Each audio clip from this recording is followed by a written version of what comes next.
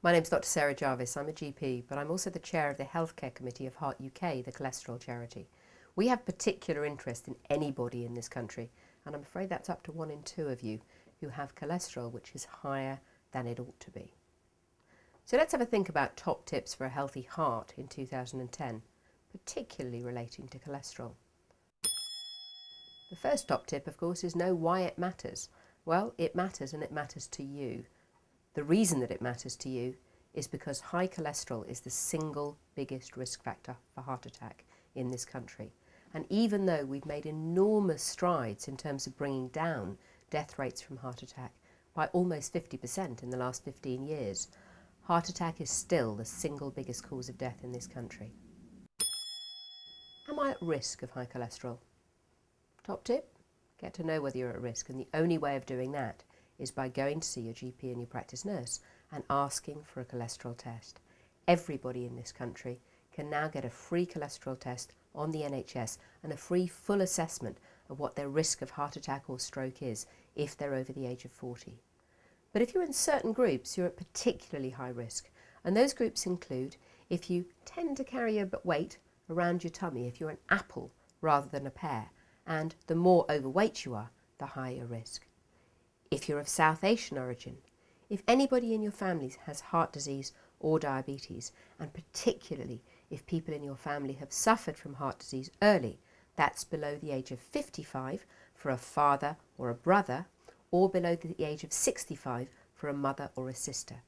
If you have early heart disease in your family, you will be eligible for a cholesterol test even if you're under the age of 40. So don't hesitate to go and talk to your GP or your practice nurse about it. When you've had your cholesterol checked, know what it means, know whether that means you're at increased risk. As a very simple rule of thumb, if you haven't had a heart attack or a stroke, or you don't have diabetes, your overall cholesterol level should be below about 5, and your bad cholesterol should be below about 3. If you're at particularly high risk, for instance, if you've had a heart attack, if you've had a stroke, or if you have diabetes, your cholesterol overall should be below 4, and your bad cholesterol should be below 2. But of course, it's even more complicated than that. Your bad cholesterol contributes to your risk of having a heart attack, but there is such a thing as good cholesterol, or HDL cholesterol. And what you can do is to ask your GP or your practice nurse what the ratio between your total cholesterol and your good cholesterol is. If it's under 5, you're probably okay, and the lower it is, the better. If it's over 6, you need to worry about it. If you do have raised cholesterol, or you've been told that you could be at risk, what can you do about it? Well, the good news is there's absolutely lots that you can do about it. The main thing that you need to remember is that this doesn't need to be a complete change to the entire way in which you live your life. Every small change that you make will add up to an improvement. So if you just improve your level of fitness slightly, you improve your diet slightly, you make a small change to your weight, all those will add together, and they could hugely reduce your risk of having a heart attack or a stroke. One of the single biggest causes of problems with cholesterol is being overweight. If you increase your weight by 10%, you'll increase your bad cholesterol by 15%, and you'll drop your good cholesterol by 8%. But here's the good news. If you can cut 10% of your weight, you can reduce your bad cholesterol by 15%, and you can increase your good cholesterol by a whopping 8%. And that will hugely improve the ratio of good to bad cholesterol. If you carry your weight around your tummy, in other words, if you're an apple rather than a pear, then cutting 10% of your weight will cut that fat inside your tummy, which hugely increases your risk of heart disease by a massive 30%. Exercise really does need to become part of your daily life, but you don't need to get the lycra on. You don't need to start running marathons on day 1. Even a small amount of exercise, as long as it's enough to make you mildly out of puff, will make a real difference. And here's the great news. Actually, if you start to exercise, not only will you protect your heart, you'll increase your total body's level of fitness, you'll help to reduce weight, and especially if you're a woman, one of the big risks in older age is thinning of the bones. and any kind of weight-bearing exercise will help to reduce that risk. If you're going to do exercise, you need to be building up towards doing about half an hour 5 times a week of the kind of exercise that makes you mildly out of puff. But even small changes really will make a difference in terms of your heart. Get off the bus 1 stop earlier on the way into work. Make a New Year's resolution that you're not going to take the car for journeys under half a mile, or maybe even a mile. Maybe you could even get out your bicycle.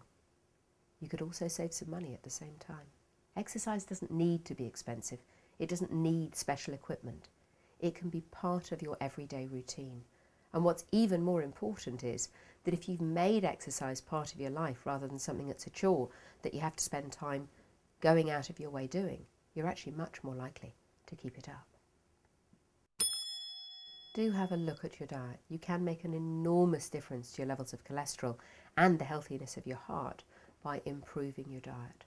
A lot of it is just small changes. If you're eating red meat, make sure that you grill rather than fry it. Cut off all the visible fat and maybe cut off the skin from chicken or turkey before you cook it. Reduce the amount of butter that you eat. Most margarines these days are high in much healthier polyunsaturated or monounsaturated fats. The plant stanols and sterols, which you can get in products like Fluoroproactive, Benecol, all across the ranges, do actively reduce your cholesterol, and the European Union has now agreed that they can help as part of a healthy, balanced diet. But each of these changes needs to be one of lots of little things you do. 5 a day really does matter. 5 portions of fruit and vegetable you can reach remarkably easily if you set your mind to it. Don't forget that canned vegetables or frozen vegetables are every bit as good as fresh vegetables for many, many people. So it doesn't need to be difficult. You don't need to change your lifestyle or go out every day to buy fresh fruit and veg from the shops. Have a think about how much you're eating. Sit down at the table and eat regular meals, because then you won't be tempted to graze. People always underestimate how much food they're eating if they're doing something else, whether it's watching television or playing on the computer. Eat as a family. Who knows? You might discover you quite like each other. It may seem like an awful lot to take on board, but every one of those tips you can either do a little bit or a lot. Add a few of them together. Take the bits that you want. All in all, they'll make all the difference in terms of adding up to a healthier heart.